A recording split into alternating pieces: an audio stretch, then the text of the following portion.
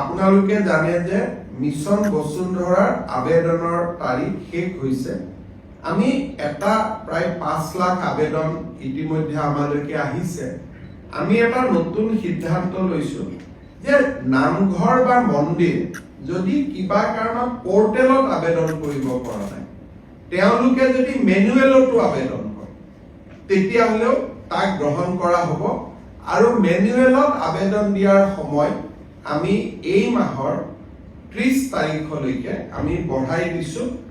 অকল ধৰ্মীয় উপাসনাৰ স্থলীসমূহৰ বাবে, স্কুল কলেজৰ বাবে, ৰাজহুৱা অনুষ্ঠানৰ বাবে তেওঁলোকে যিখিনিয়ে পোৰ্টেলে আবেদন কৰিলে ঠিক আছে, কিন্তু যদি কোনোবাই পোৰ্টেলত আবেদন কৰিব পৰা নাই বিভিন্ন অসুবিধাৰ বাবে, তেওঁলোকে মেনুৱেলিও আবেদন কৰিব পাৰিব। আৰু এইটো ব্যক্তিৰ ক্ষেত্ৰত প্ৰযোজ্য নহব।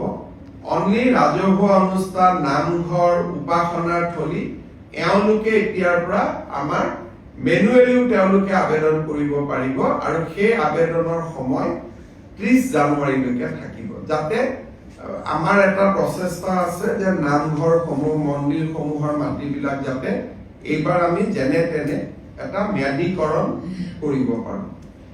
আজি